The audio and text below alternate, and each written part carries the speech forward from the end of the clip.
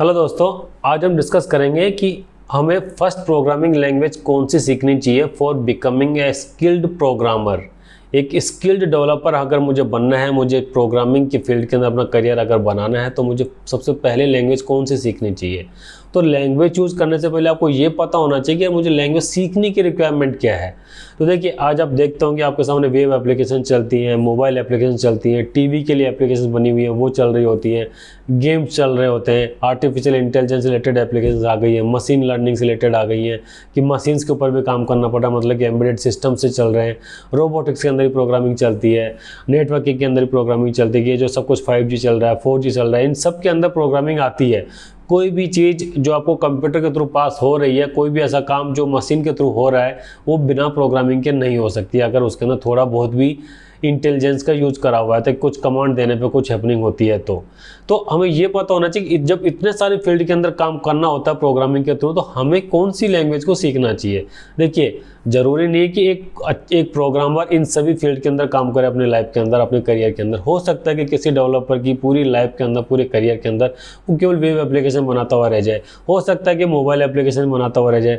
लेकिन कई बार हमारे सामने ऐसी कंडीशंस आती है कि हमें जॉब स्विच करनी होती है कि हम वेब डेवलपमेंट कंपनी के अंदर थे, लेकिन अब हमें स्विच करना है कि हम क्लाउड कंप्यूटिंग के अंदर जाना है या हमें मोबाइल एप्लीकेशन डेवलपमेंट के अंदर जाना है। हमें करियर के अंदर ग्रोथ के लिए कई बार ऐसा करना पड़ता है। तो अब हमारे सामने ये सिचुएशन आ जाती है कि ये सब करने के लिए हमें क्या सीखना चाहिए। क्योंकि अगर आप वेब डेवलपमेंट के लिए बात करेंगे तो सब आपको बोलेंगे .NET सीख लो, जावा सीख लो, या फिर फ्रंट एंड के फ्रेमवर्क सीख लो, या नोड सीख लो। ये सारे अलग अलग टेक्नोलॉजीज हैं जो कि अलग अलग पर्पस से डेवलप करी गई है।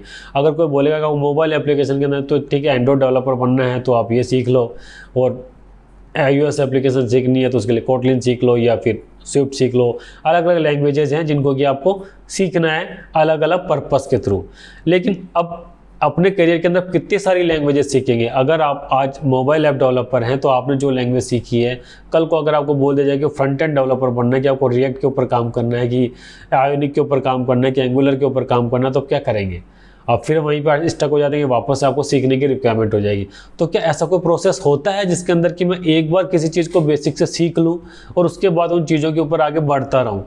बिल्कुल ना। इसी का जवाब है कि हमें सी लैंग्वेज सीखनी चाहिए।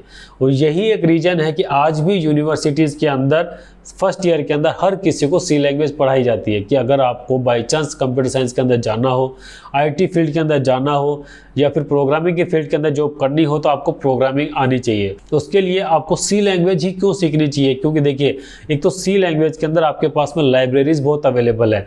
इसके जगह पे अगर आप बात कीजिए कि आप पाइथन के अंदर काम करें तो बहुत सारी चीज़ें ऐसे होंगी जो कि सिंगल लाइन ऑफ कोड से आपको काम खत्म हो जाता है।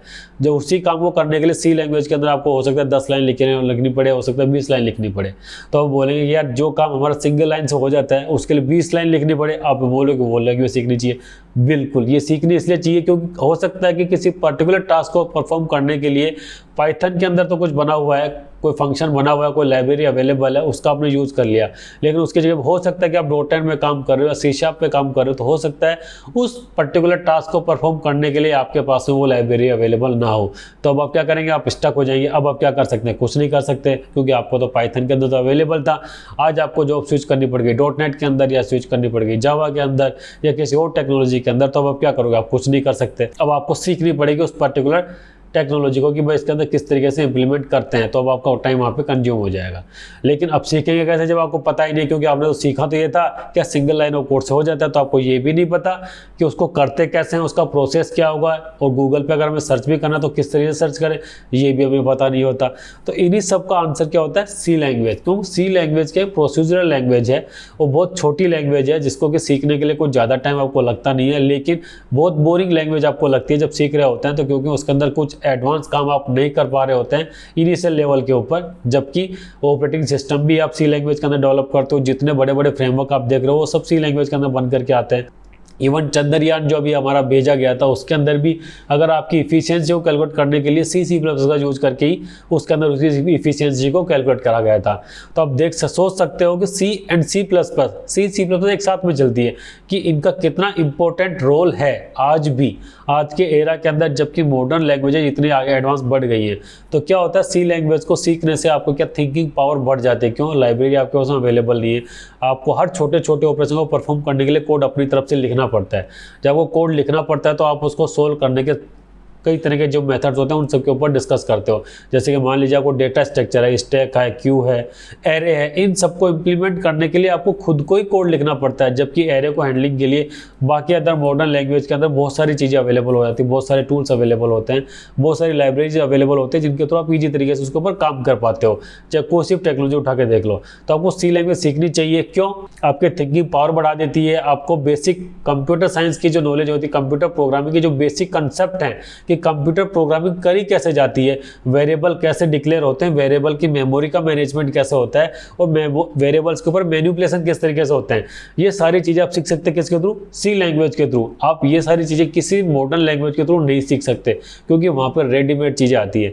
इसका बिल्कुल सीधा सा एग्जाम्पल आप मान लीजिए कि आपको गुलाब जामुन बनाना है, तो गुलाब जामुन बनाने के लिए आप क्या करते हो? मार्केट में जाओगे, उसका रेडीमेड जो मिक्सर आता है उसका यूज करते हो, उसके अंदर कुछ स्टेप्स लिखी हुई होती है, आप उनको फॉलो करते हो, गुलाब जामुन आपके सामने बन के रेडी हो जाता है।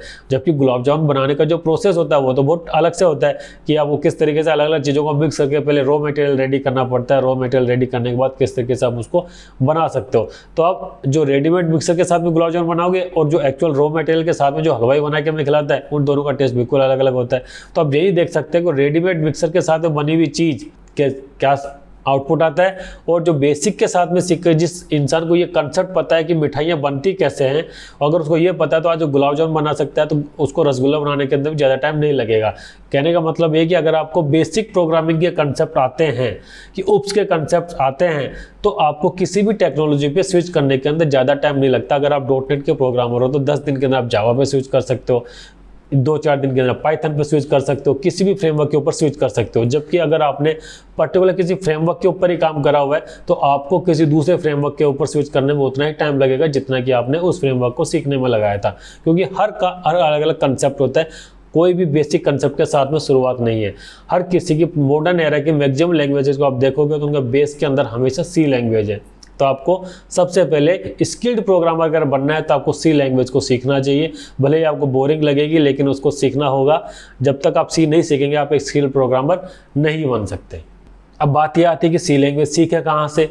तो मार्केट में बहुत सारी बुक्स अवेलेबल हैं। तो सी लैंग्वेज सीखने के लिए सबसे बेस्ट बुक जो अवेलेबल होती है वो है लेटेस्ट सी बाय यशवंत कानिटकर। उसके अंदर ये बिल्कुल सिंपल सिंटेक्स के साथ में, बेसिक लैंग्वेज के साथ में आपको सी लैंग्वेज को पढ़ाया गया है। आप उसके अगर एक एक एक्सरसाइज को सोल्व कर लेंगे तो आपको सी लैंग्वेज के अंदर बहुत ही ईजी तरीके से आप अंडरस्टैंड कर सकते हैं। अगर आप यूट्यूब के थ्रू पढ़ना चाहते हैं तो हमारे खुद के चैनल टेक वीडियोपीडिया के ऊपर हम लेटेस्ट सी को ऑलरेडी सोल्व कर चुके हैं। अभी तक 15 चैप्टर सोल्व कर चुके हैं, बाकी के चैप्टर्स हम सोल्व कर रहे हैं।